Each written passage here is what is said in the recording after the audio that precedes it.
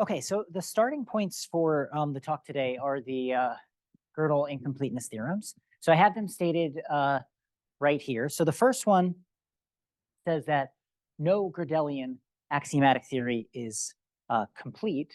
And the second one says that no Gödelian axiomatic theory proves its own consistency. And Gödelian here, of course, just means susceptible to the incompleteness phenomenon. So I have in mind recursively axiomatized consistent theories that interpret a sufficient amount of arithmetic. Okay, so the first theorem says that there's no universal axiomatic framework for developing mathematics, right? Instead, we're left with this vast array of different axiom systems without end. And the second incompleteness theorem gives us the main method for comparing different axiom systems, which is known as consistency strength. So it's the main method we have for charting out this territory of different axiom systems. And I'm going to describe that next. So if we fix a base theory B, we're going to say that T is less than or equal to U in consistency strength if B proves that the consistency of U implies the consistency of T, right? So U is above T in consistency strength if con U implies con T. Usually what people do is they pick as their base theory some specific system, and then they just suppress mention of B throughout. So usually people will pick something like primitive recursive arithmetic, or maybe PA, maybe even ZFC, depending on the context. So we're going to define the strict consistency strength ordering in the usual way. So T is strictly below U in consistency strength if T is less than or equal to U and U is not less than or equal to T. And we're going to say that T and U are equiconsistent over B if T is less than or equal to U and U is less than or equal to T. Right, so equiconsistent just means they belong to the same equivalence class, consistency strength equivalence class. So the following theorems are, I guess they're folklore. So the first theorem says that the strict consistency ordering is not prelinear. So what does that mean? That means that there are T and U, which are not equiconsistent with each other, such that neither is below the other.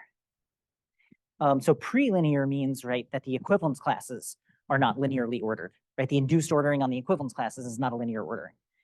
So what does this mean? This means it's not generally possible to compare theories according to consistency strength.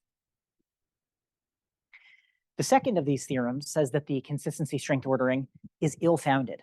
So you can find a sequence, T0, T1, T2, and so on, of consistent theories such that T0 is greater than T1 in consistency strength, T1 is greater than T2 in consistency strength, and so on. So the second theorem means that it's not generally possible to rank theories according to consistency strength. There's no reasonable way of assigning ordinals to theories in a way that measures their consistency strength. So the first theorem says it's impossible to compare theories according to consistency strength.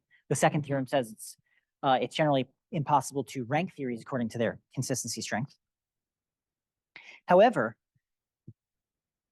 to prove these theorems, what you do is you use sort of ad hoc logical techniques. So all the known instances of non-linearity and of ill-foundedness were discovered by using ad hoc techniques. So if you want to define theories that are incomparable with respect to consistency strength, what you do is usually some kind of self-referential argument, or you use Rosser orderings, or something like that, some very ad hoc logical trick. It doesn't seem to happen. Let me just say that. So non-linearity, you typically do that by using some ad hoc logical trick. Same thing with ill-foundedness. So here's the empirical observation. It is not a theorem. It's just an observation that many people have made. If you restrict the consistency strength ordering to the natural theories, that is to the ones that arise in practice, the result is a well ordering, or really a pre-well ordering, right? So the induced ordering on the equivalence classes is a well order. So I have here a snapshot of a bunch of natural theories running from subsystems of arithmetic through the reverse mathematical systems and then up to, strong extensions of set theory by large cardinal axioms. And they appear to be pretty well ordered, right? So we start with, say, EA plus, primitive recursive arithmetic, and so on. So knowing comparability, no descending chains, right? We get ascending chains. We have I sigma 0, I sigma 1, I sigma 2, and so on, but no descending chains. And this is called the consistency strength hierarchy.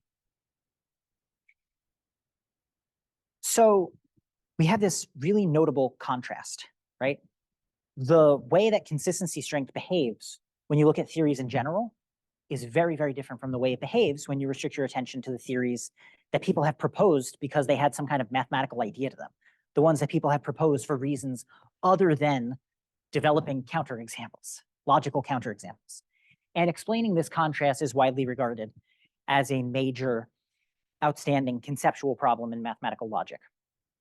And I say conceptual problem because, of course, the notion of a natural theory is not a strictly mathematical notion, right? It's not a precisely defined notion.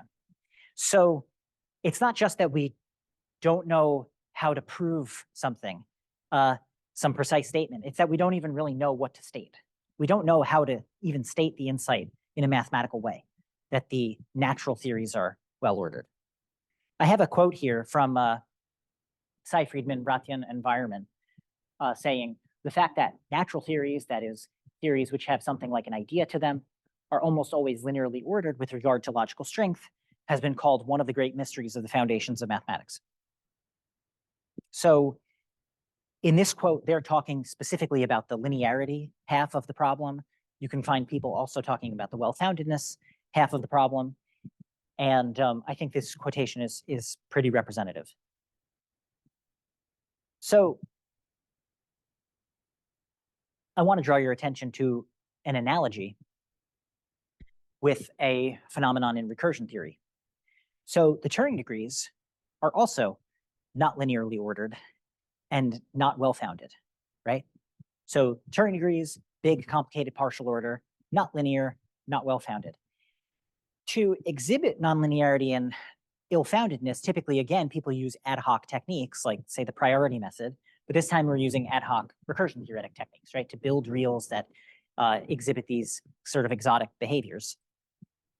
Once again, if you restrict your attention to the natural Turing degrees, then they appear to be well ordered by Turing reducibility, right? So the Turing degrees that show up for reasons other than presenting counterexamples, right? They seem to be well ordered. So we have 0, 0 jump, the finite jumps, 0 to the omega, right? Eventually we get to Kleene's O, 0 sharp, and so on. I was once at a talk here in this building where somebody said, one of the speakers said, name some Turing degrees, right? Just challenge the audience, start naming Turing degrees. And people named, these ones and maybe some variations on these, but the observation was they're all linearly ordered, right? They're all well ordered.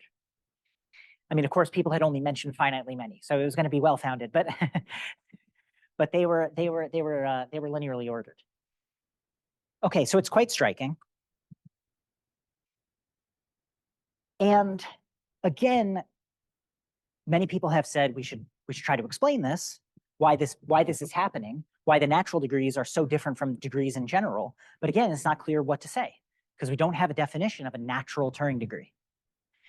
But there's a prominent approach to explaining this recursion theoretic phenomenon, and that approach emphasizes the canonicity of the Turing jump. So one way of getting to this phenomenon is to get at it sort of obliquely. You try to argue that the Turing jump is canonical, and then you try to use that to explain this phenomenon. And this approach to this recursion theoretic problem is going to be a big inspiration for what I'm going to be talking about today, or the approach to the proof theoretic problem. Right, so that's what I just said. So our approach to the proof theoretic problem is going to draw on this analogy, and so we're going to try to get some results that show in some sense that the consistency operator is also canonical. The consistency operator on the proof theory side is going to play the same role as the Turing jump on the recursion theory side. That was the introduction.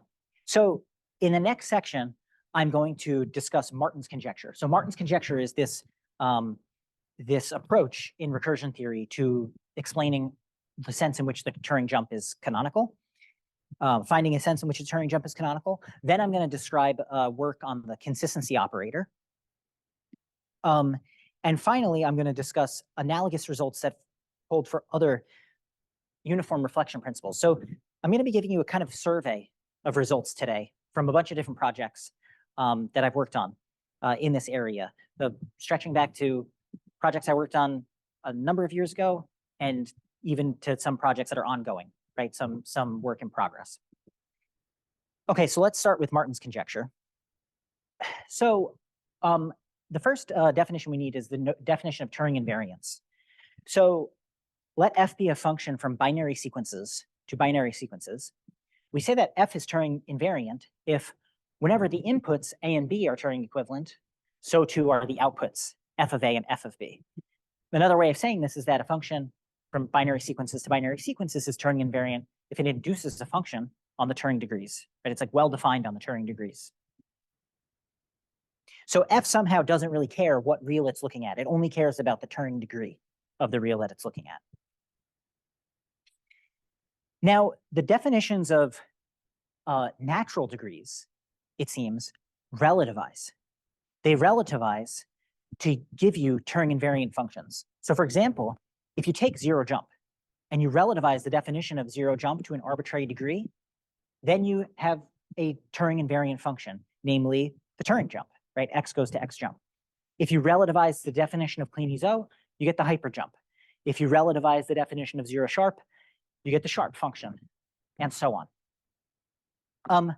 Okay, are there other Turing invariant functions besides the jump and the iterates of the jump and the hyperjump and the iterates of the hyperjump and the sharp and the iterates of the sharp? Are there other such functions? Well, there are some. So, okay, constant functions are Turing invariant. The identity function is Turing invariant. In fact, you can come up with other Turing invariant functions by kind of tweaking these. Okay, so for example, so some of you can see this. If I take a function, like if I take a real a, then the function x goes to x join a, x jump join a. This is also going to be Turing invariant.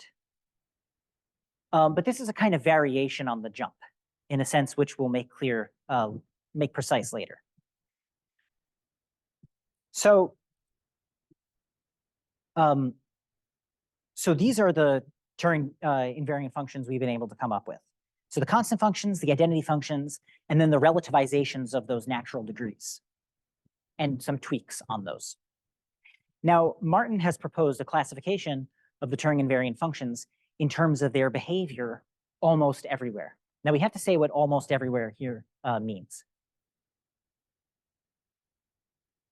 So a Turing cone is any set of the form set of A such that A is above B.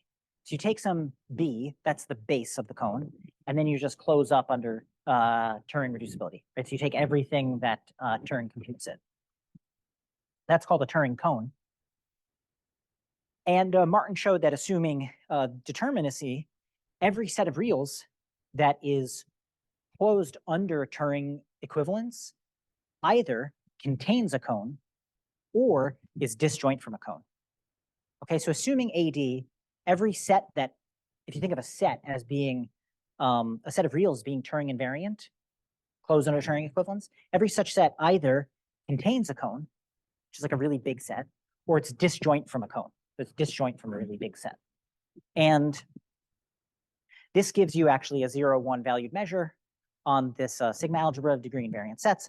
And we're going to use almost everywhere to mean value 1 in that measure, namely on a Turing cone. So almost everywhere, something happens almost everywhere if it happens on a Turing cone. Now, I'm going to give you an informal statement of Martin's conjecture first, and then I'm going to give you the real statement. But this should give you some intuition. So the informal statement is that the only definable Turing invariant functions up to almost everywhere equivalence are the constant functions, the identity function, and iterates of the Turing jump. That's that's the rough idea. That's what we want to show. We have to say what definable means. So there's some sense in which this is going to be a restriction to definable functions. But this is what Martin's conjecture says. So for example, if we think about this function before that I mentioned, x goes to x jump join a. If you think about the way this function behaves, I have some real a here, somewhere in the Turing degrees. Well, this function is sending things to a until we get to the cone above a, and then this function is just behaving like the jump, right? So that's what's going on is, okay, this function's not literally the jump, but almost everywhere that is on a Turing cone, it's behaving like the jump. And Martin's conjecture is saying all the Turing invariant functions are like that. They're either constant, the identity, or on a cone, they're behaving like some iterate of the jump. Okay, so now let's get to the real statement. So if we have Turing invariant functions f and g, so again, these are from binary sequences to binary sequences, we'll say that f is Martin below g if f of x is Turing below g of x almost everywhere. Okay, so if f is producing something smaller than g on a cone, then f is Martin below g. They're going to be Martin equivalent if and only if they're Turing equivalent almost everywhere. F is increasing almost everywhere if f of x Turing computes x almost everywhere. F is constant almost everywhere if there is a y such that f of x is Turing equivalent to y almost everywhere. And now we can give the formal statement of Martin's conjecture. So assume ZF plus AD plus DC.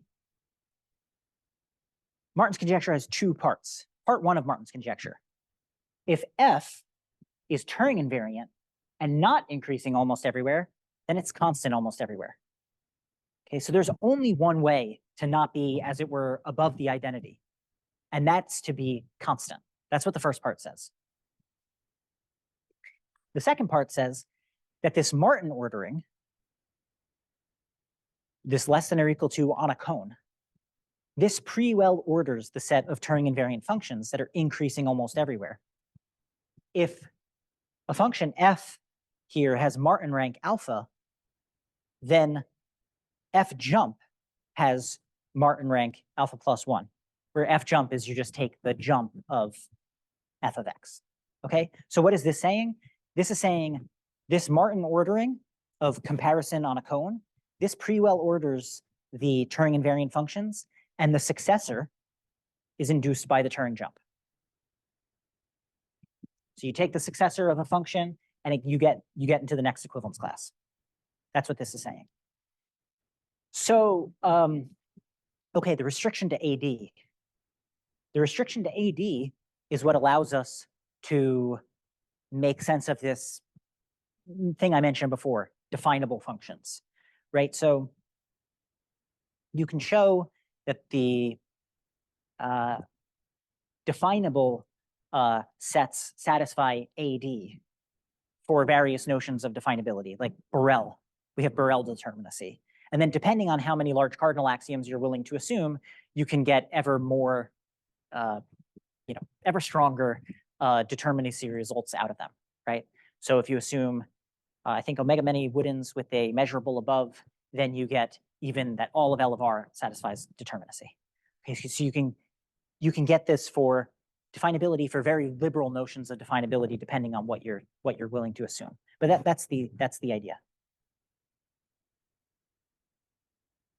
It's open, Martin's conjecture. So this is one of the central open problems in recursion theory, but there are a lot of interesting partial results. And I'm going to mention partial results that are particularly relevant to today's talk. So a function from f from reals to reals is order preserving, just in case for every a and b, if a is Turing below b, then f of a is Turing below f of b. So it's not just that it's well defined on the Turing degrees, but it's also preserving the. This is a stronger condition than Turing invariance. This is a stronger condition, right? So Turing invariance says if they're Turing equivalent, then the images are Turing equivalent, right? So you can prove Turing invariance from order preservingness. You just apply it twice. You just apply it in both directions, right? But you can't necessarily do the converse. So recent result of Lutz and Siskind, part 1 of Martin's conjecture holds for the order preserving functions. So if you replace Turing invariant in the statement of Martin's conjecture part 1 with order preserving, then it does hold.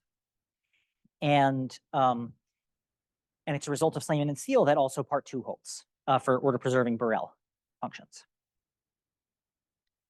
So the order preserving case of Martin's conjecture is essentially known. And it does seem like this already, right, gives some information, right? It does speak to that original question. So why is it that the natural Turing degrees are well ordered by Turing reducibility? Well, so the explanation that seems to be coming out of this work is if you take a natural Turing degree, you relativize its definition, you get a function of a certain type, and those functions are well ordered. And that's the thing we can actually prove. The statements about the functions are precise mathematical statements. We've removed the quantification over natural objects in the statement of Martin's conjecture. So this is relevant to what we're going to be talking about today. So now we're going to shift to the proof theory side of the talk, and we'll talk about the consistency operator. So in what follows, we're going to fix a sound, effectively axiomatized base theory T that contains elementary arithmetic. Okay, so what do I mean by this? So sound, I mean that T is true in the standard model. So all the axioms of T are true according to the standard interpretation. I'm gonna limit my attention to theories in the language of first order arithmetic, with a symbol for the exponential function. Okay, so what is this elementary arithmetic?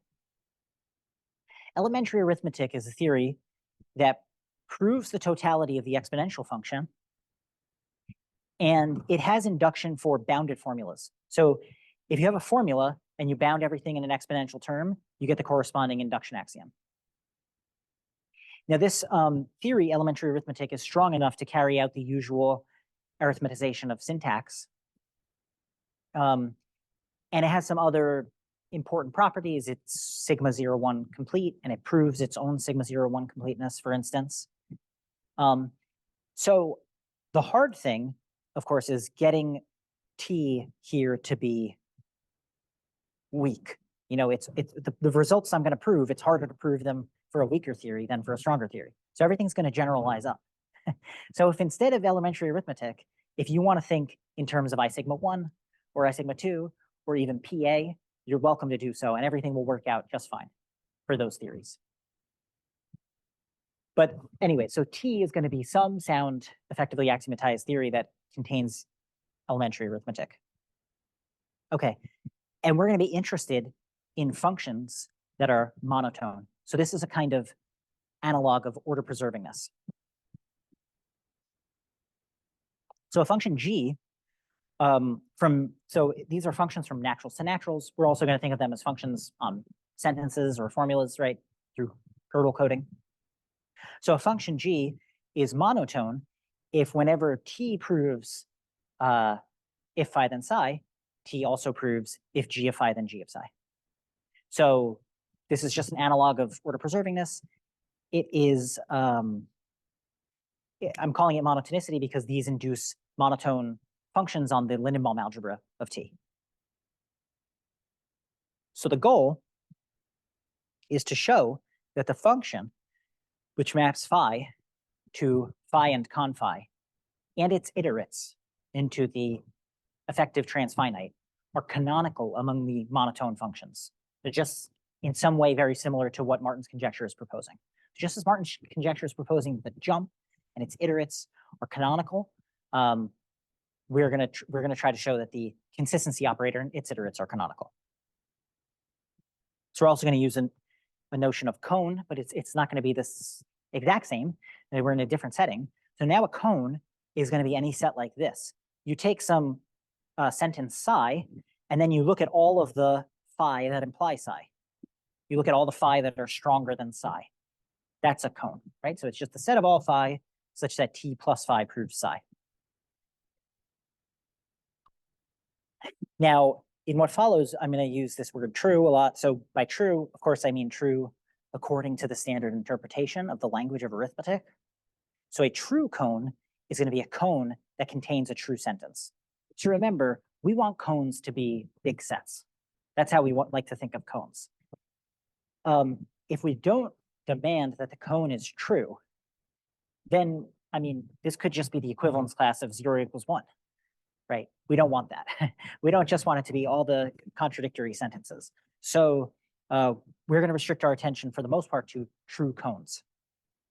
If a cone contains a true sentence, then it's going to contain a lot of stuff. One more technical notion. So we're going to need this condition on some of our results.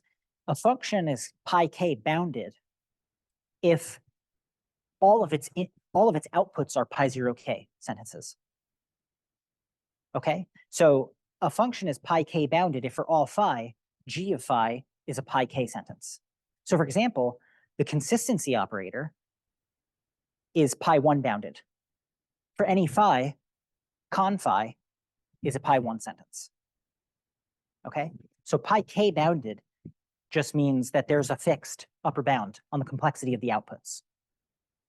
And we'll say that a function is bounded if it's pi k bounded for some k.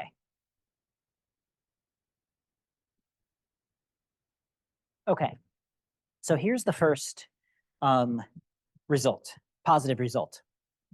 So let G be a recursive, that is, computable, monotone bounded function. Then one of the following holds.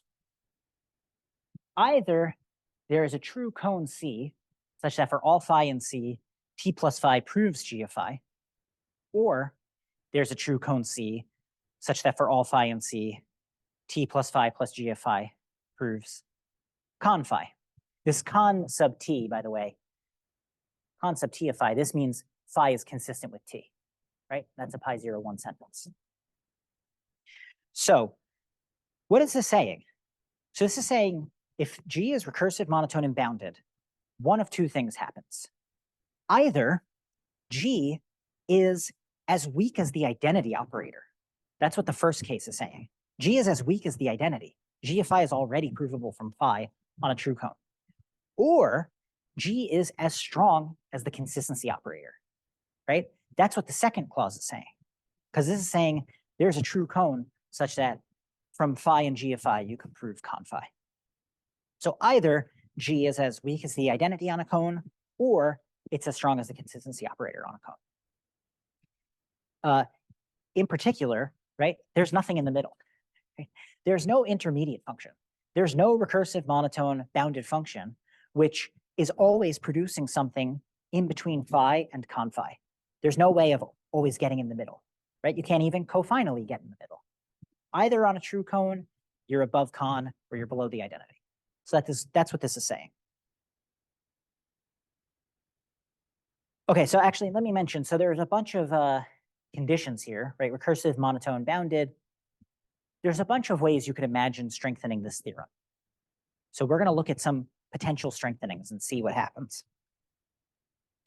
For instance, must G be monotone? So remember, monotone is an analog of order preserving. But the original Martin's conjecture was not about order preserving. It was about Turing invariant. So the analog of Turing invariance is this condition. This is called extensionality. So a function G is extensional if whenever t proves phi if and only if psi, then t also proves g of phi if and only if g of psi. So extensional functions are just the ones that induce functions on the Lindenbaum algebra of t. This is an analog of Turing invariance. The previous theorem cannot be strengthened to cover the extensional functions. Why not? So this is a result of Shavrikov and Visser, which actually predates the theorem I mentioned on the previous slide. They showed that the Lindenbaum algebra of T admits a recursive extensional density function. So what they did was they worked with PA. What they showed was, so what do I mean by saying it's an extensional density function? So this function takes in two inputs, right? Phi, psi. And if psi strictly implies phi, then this function produces something that's strictly in between them. And this function is extensional in the sense that it's only sensitive to the degrees of the inputs. If you were to hand it any provably equivalent formulas as inputs, it would get you to the same place. So this is recursive extensional density function.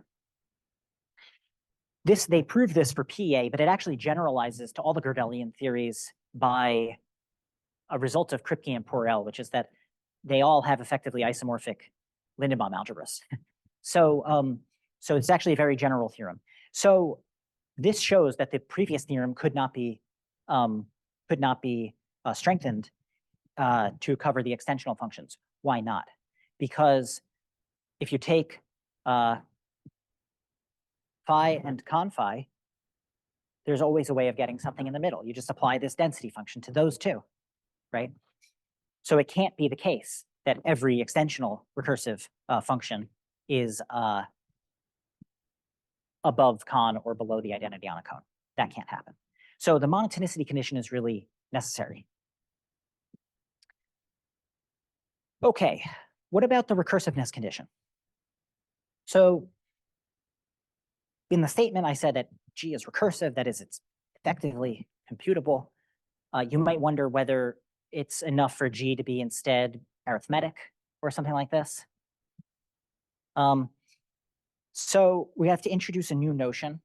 We're going to say that cofinally many true sentences belong to a set A. If for every true phi, there is a true psi, which implies phi, such that psi is in A. Cofinally many true sentences belong to A. If for every true phi, there's a true psi, implies phi, and belongs to A. So this is saying A is cofinal in this ultra filter given by the true sentences. That's what this is saying. So another piece of notation, this brackets phi sub t, that's the equivalence class of phi modulo t provable equivalence. So we're going to say that brackets phi equals brackets psi if t plus phi proves psi and t plus psi proves phi. That is, that's what that means. And here's a negative theorem. There is a zero jump recursive monotone G, such that for every phi, G of phi is pi 1, that is, G is pi 1 bounded. And both of the following hold. For cofinally many true phi, phi and G of phi is provably equivalent to phi. But also, for cofinally many true phi, phi and G of phi is provably equivalent to phi and con phi. So in fact, if we sort of loosen our conditions a little bit, instead of demanding that the function is recursive, we just say that it has to be recursive in zero jump, then in fact, the theorem fails. What this function is doing is it's oscillating. Cofinally, in true sentences, cofinally, it's behaving like the identity operator. That's what the first thing is saying. And cofinally, it's behaving like the consistency operator. So it could never be in one or the other camp on a true cone, because cofinally, it changes its mind. It never stops. So zero jump recursive, I mean, it seems to be actually a relatively minor adjustment, right, from recursive. So you don't have to go far in the arithmetic hierarchy to get counterexamples. Now, another question is whether and to what extent this result generalizes to the iterates of the consistency operator. So if I'm given an elementary presentation of a well ordering, informally speaking, this is not totally precise, we can define the iterates of the consistency operator along that well ordering. So con of 0 of phi, con to the 0 of phi, just output a tautology. So pick some tautology, 0 equals 0. That's what this says. Con to the 0 just gives you a tautology. Con to the alpha plus 1 of phi says that phi and con to the alpha of phi are jointly consistent. And at limit stages, you quantify over everything you had before. So for all alpha less than limit lambda, con to the alpha of phi is consistent. Now, the finite cases are pretty clear, right? So you're going to have a tautology, then you get con phi, then you get con phi and con phi, and then you have con phi and that thing, and so on. So the finite cases are kind of determined. Now, sometimes when people think about iterating the consistency operator at the limit stage, they take unions. We don't want to do that because we're working with the Lindenbaum algebra. Everything has to be finitely axiomatized. Everything's got to be a sentence. So this con to the lambda, for that reason, is written like this. You just quantify uniformly over everything that came before. Now, strictly speaking, what we do is we define the iterates of the consistency operator via the fixed point lemma. So this Gödel/Gödel-Carnap fixed point lemma. So we say that in T, we say con to the alpha holds a phi if and only if for all beta less than alpha, phi and con to the beta of phi are jointly consistent. So this is technically a formula with multiple open places. So alpha would be a variable here. And over here, we're only using the Gödel number of what we're defining. So this is cogent use of the fixed point lemma. Question, so can we strengthen the positive theorem to cover the iterates of the consistency operator? For instance, could we prove the following? So here's a naive conjecture. Let G be recursive and monotone. Once again, pi1 bounded. So for all phi, G of phi is pi1. Then one of the following holds. Either there is a true cone C, such that for all phi and C, T plus phi plus G of phi proves con squared of phi. Or there's a true cone C, such that for all phi and C, T plus phi plus con of phi proves G of phi. So the naive conjecture says, take a function with all the right properties.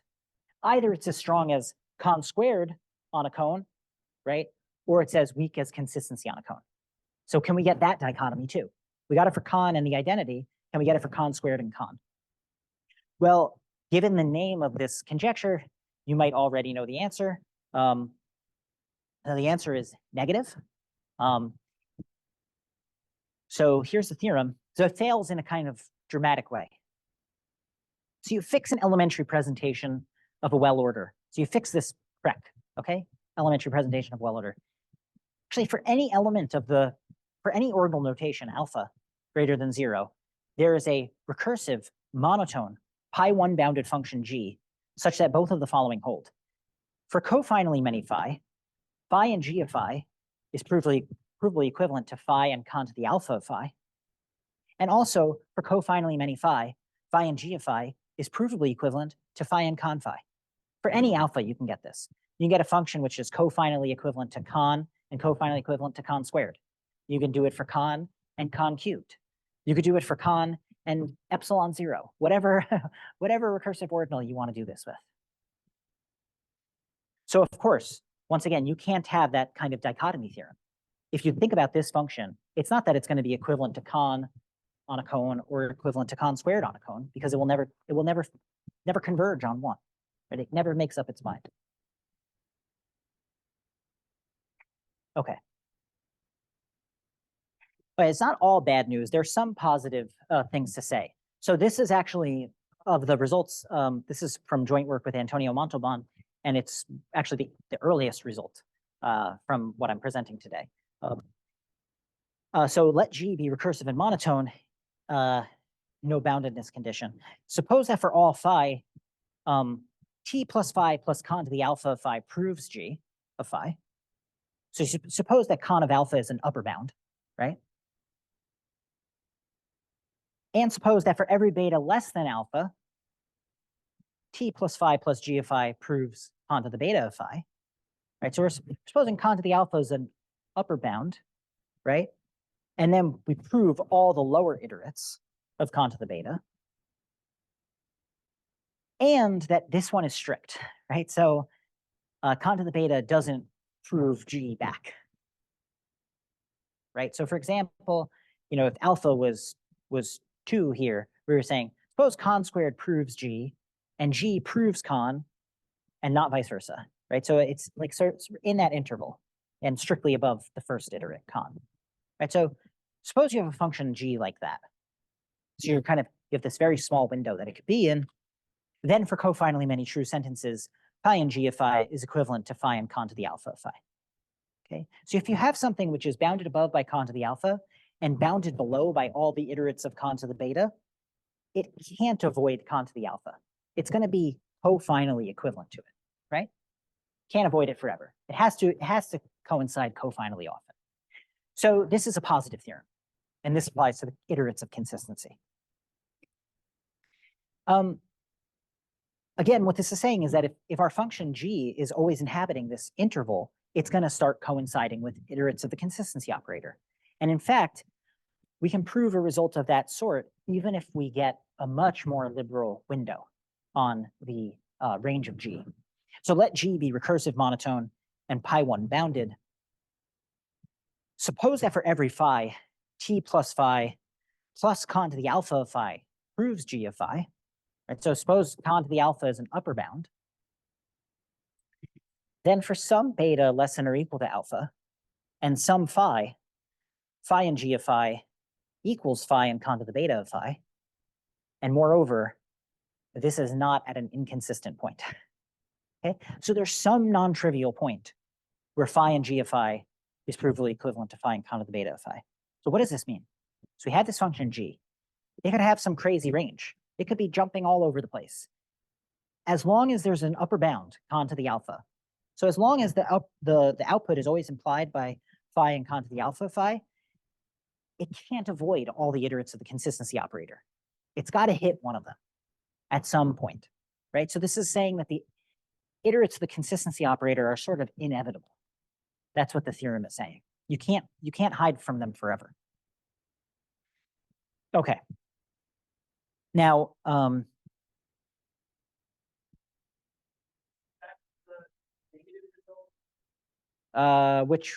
me see. This one.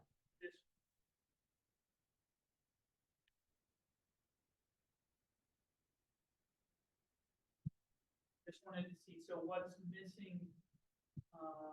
So you just have no bounds on where the function. So, I mean, we don't have any bounds, but even here, we're getting cofinal coincidence with iterates of the consistency operator. So I package this as a negative result because we're not getting the on a cone behavior. We're not getting the in the limit behavior, but we're still getting the cofinal behavior, cofinal coincidence. Yeah. So, yeah. So, if this had come first, I would have said it was a positive result. It's only positive because it was excluding something the naive conjecture, which was even more optimistic. Makes sense? Okay, so remember this result. So if G is bounded above by con to the alpha, then there's some beta less than or equal to alpha, such that G and con to the beta coincide. This was inspired by a recursion theoretic result. I have the statement again of the previous result, this time stated as a disjunction, right? So I had it as a conditional. If con to the alpha is above G, then something happens. We can state it as a disjunction too, right? So here we have either, right, con to the alpha is not above G. There's some phi where t plus phi plus con to the alpha doesn't prove G of phi, or the previous thing happens. It coincides with con to the beta. I just put it in this form so that the analogy looks a little cleaner. So this is a result of Slayman and Steele, assuming AD, a function order preserving and increasing almost everywhere, then either the alphth jump is strictly less than f of x on a cone, or for some beta less than or equal to alpha, f of x is Turing equivalent to x to the beta on a cone. Right, so either it's not bounded above by the alphth jump, or it's equivalent to some iterate below alpha on a cone. Now they get on a cone equivalence, right? We just get some non-trivial equivalence, right? So this is their result when you set up this analogy looks a lot stronger, right? But this was the inspiration in any case. So what I'm going to do with the next couple minutes is I'm going to talk about uniform reflection. So all of these, this is just work in progress, this part of the talk. So I'm going to be presenting relatively recent results. So since this project started, a bunch of people have asked, how do the uniform reflection principles fit into this picture? We've talked about consistency, and we've talked about iterates of the consistency operator, but there's a lot of work in proof theory on other kinds of reflection principles, which I'll mention in a minute. You know, one consistency, two consistency. How do these fit in? Is there any sense in which these are also canonical operators? Now for a complexity class gamma, so gamma here could be pi 1, pi 2, sigma 1, sigma 2, something like that. For a complexity class gamma, the uniform gamma reflection principle for T is a schema. And so what you do is you take all instances of this formula. So it says for every x, and x could be x vector, right? So it could be a few variables. For every x, if T proves phi of x, then phi of x. You take every instance of that formula where phi is a gamma formula. And actually, these are axiomatizable by single sentences. So it's easier to think of them that way, you know, for the standard complexity classes. So for example, gamma reflection can be axiomatized by this sentence, which says, for every pi n sentence phi, if T proves phi, then phi is a gamma truth, right? So when, oh, this says pi n, this should say gamma. I don't know why it says that. If this was pi n instead of gamma right here, right? So pi 1 reflection says, for every pi 1 sentence, if T proves it, it's true. Pi 2 reflection says, for every pi 2 sentence, if T proves it, it's true. Here's another notion, another reflection principle people have done a lot of work on. So T is K consistent if T is consistent with the true pi K theory of arithmetic. So if you were to add in just all true pi K stuff, you'd still get a consistent result. This can also be formalized in arithmetic. So we say that T is K consistent. This is the formula for every true pi K phi. T plus phi is consistent. That's how you write down K consistency. Of course, it's going to be if K inconsistency would be witnessed by a single formula, right? Because, I mean, first of all, proofs are finite, and then pi K is closed under conjunction. So you can just write it like that. There are some equivalences that are provable. So within EA, the base system we've been working with. So T is pi K plus 1 sound, if and only if T is sigma K sound, if and only if T is K consistent. So you can work with any one of these notions and you get the same thing. So these reflection principles are equivalent to each other. So it wouldn't make sense to say, try to prove a result of the previous types, one for pi K reflection, one for sigma K reflection, one for K consistency. If you do it for one, you do it for all of them. They're all equivalent. Note also that these are genuinely generalizations of consistency.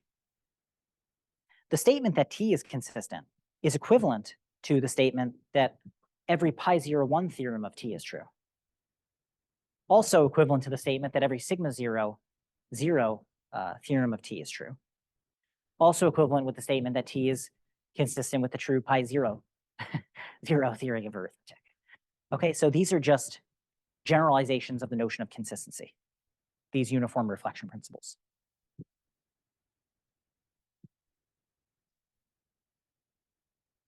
Okay, so I have here a proposition that came out of the early work with Montalban. So if you fix a presentation of a, say, well ordering with sufficient conditions on it, then for any alpha, there's actually a true cone C such that everywhere in that cone, T plus phi plus pi 2 reflection proves con to the alpha of phi. And T plus phi plus con to the alpha of phi does not prove pi 2 reflection. What does this say? What this says is you pick a presentation of an ordinal, as recursive ordinal as big as you like. you can iterate the consistency operator along that ordinal. Pi2 reflection majorizes all of them, all of the iterates. Okay, for any such iterate, you can find a cone where Pi2 reflection is doing better than that iterate, is stronger than that iterate. That's what this says. So somehow Pi2 reflection is much, much stronger as we're in the limit, if you're just attending to its limit behavior. In fact, in the case of EA, Pi2 reflection is conservative over the finite iterates of Pi1 reflection. So it's only when you move to a cone that you get this kind of behavior. So when you move to a cones, Pi2 reflection outstrips all of these. And alpha could even be non-standard here. So, for example, you could iterate consistency along the Harrison linear order.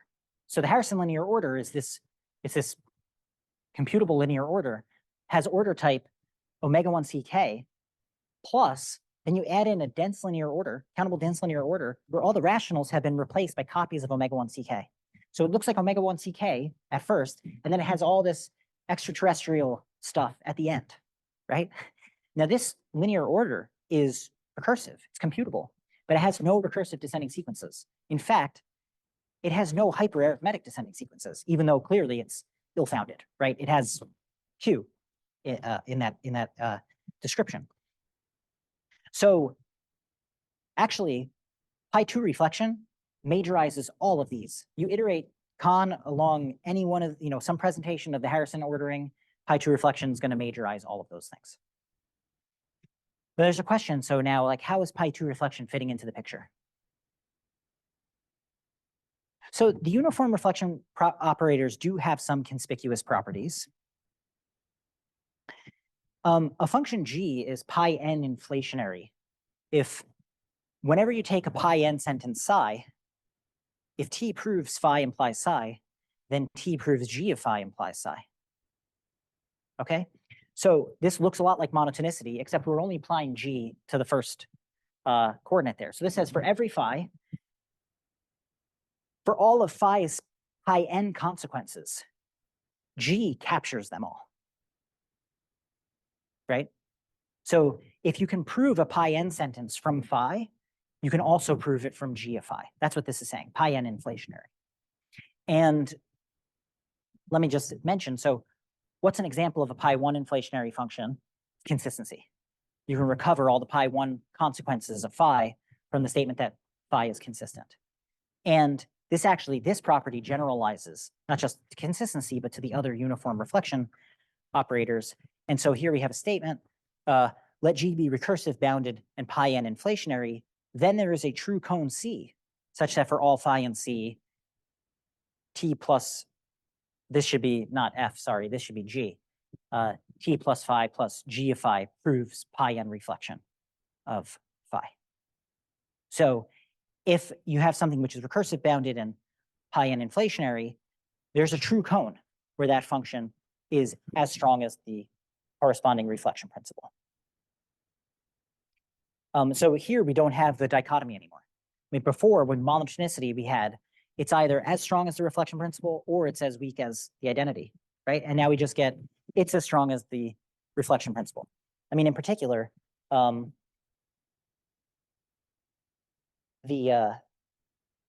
well, so okay, I'll keep that there for now. The identity won't be bounded in the sense that we have here.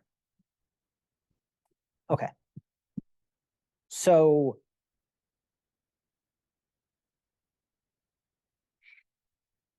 here's another conspicuous property that the uniform reflection principles have. So this is a notion called oracle provability, which comes up in proof theory. So we're going to say that T proves phi with an oracle, gamma oracle, if there's a true gamma sentence psi, such that T plus psi proves phi. So T may not prove phi, but T gamma proves phi just in case there is a gamma truth, which you're going to join to T and then prove phi.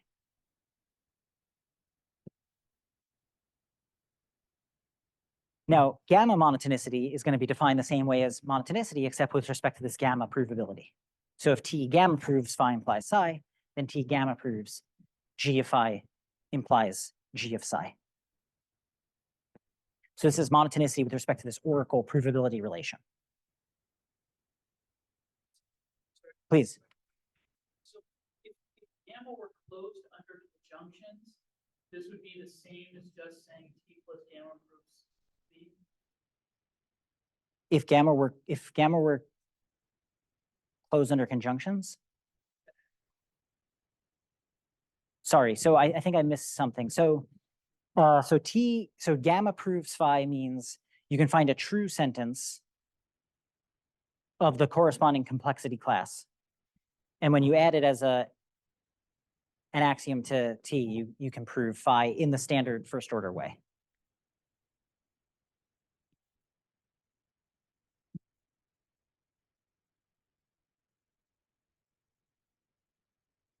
So if T plus all the gamma sentences proves B. Yeah, all the true ones. T, Yeah. yeah, sorry. Makes sense? Okay.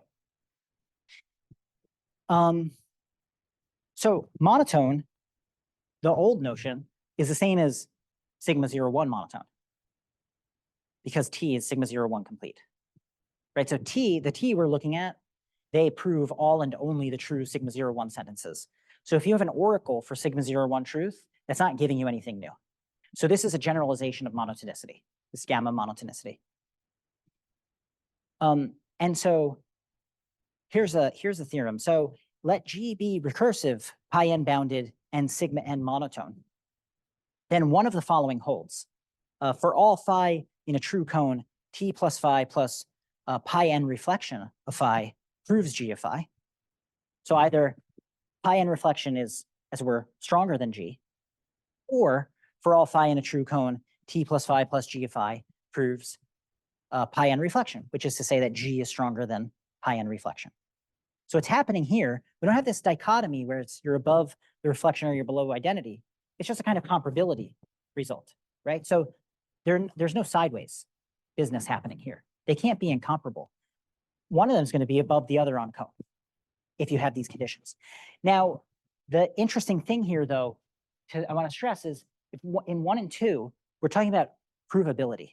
That's not oracle provability.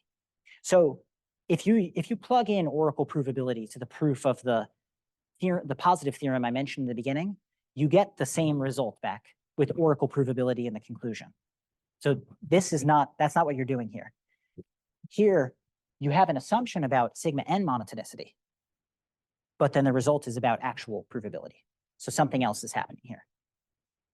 Okay, so we have some preliminary results about how it is that the uniform reflection operators are behaving, right? And I'm going to leave it there for now, and thank you all for your attention.